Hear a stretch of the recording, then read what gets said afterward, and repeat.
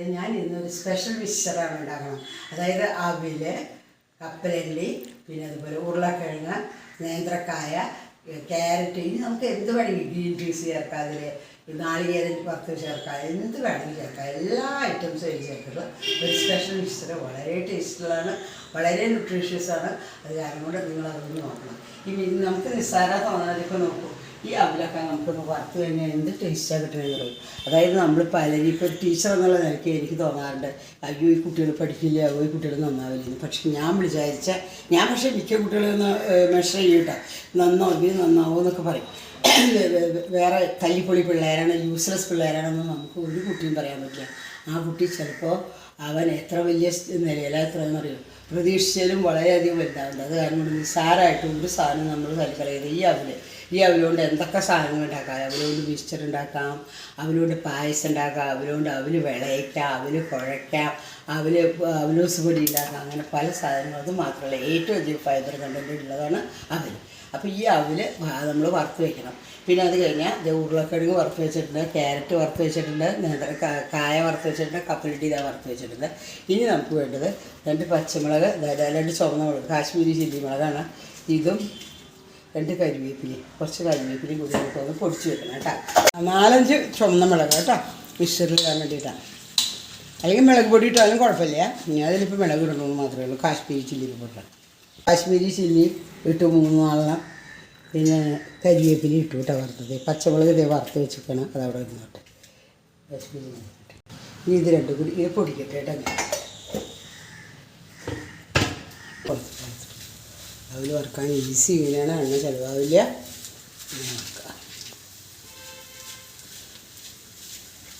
വറുത്ത കപ്പലണ്ടിയാണ് ഓൾറെഡി, അത് ഞാൻ വെറുതെ ഒന്ന് എണ്ണയിലിട്ടെടുക്കണം, ചൂടാക്കി എടുക്കണമല്ലോ കേട്ടോ. കായാണ് കേട്ടോ, കായ ഞാൻ ഷേപ്പൊന്നും നോക്കിയില്ല. ഒരു സൈസ് അങ്ങോട്ട് കനം കുറച്ചങ്ങോട്ട് വെച്ചാണ്. ഇതിൽ പൊട്ടാറ്റോ ആണ് ഞാൻ മറക്കുന്നത്. പൊട്ടാറ്റോ നമ്മൾ അതിൽ വെച്ച്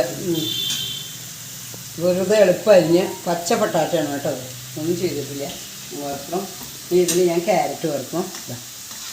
കുറച്ചേ ഉള്ളൂ, കുറച്ച് മതിയല്ലോ, കുറച്ച് മിക്സറല്ലേ ഉണ്ടാക്കുള്ളൂ. നല്ല രസമാണ് ഉണ്ടാക്കാട്ടോ.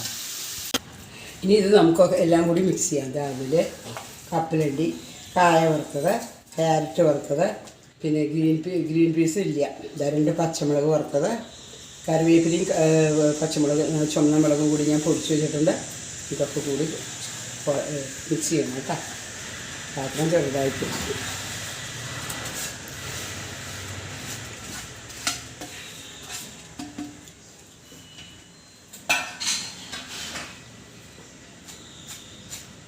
ഉപ്പിടണം, കുറച്ച് ഉപ്പിടുക, പിന്നെ കുറച്ച് കായപ്പൊടി ഇടണം.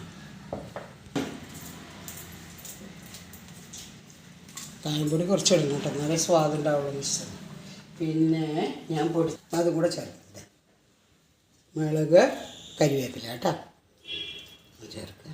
അത് ചേർത്ത് കഴിഞ്ഞാൽ ഇതിന് ഭംഗി കൂട്ടാനാട്ടോ.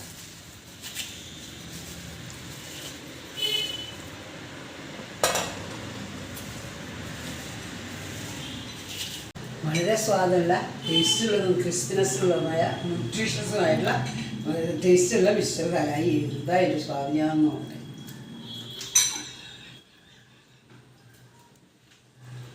ഭയങ്കര സ്വാദാണ്, അധികം സംസാരിക്കില്ല. നല്ല സ്വാദുണ്ട്.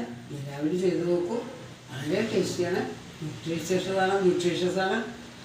അടുത്തും ഞാൻ എൻ്റെ ഇഷ്ടപ്പെടുകയാണ്. ഈ വീഡിയോ ഇഷ്ടപ്പെടുന്നു.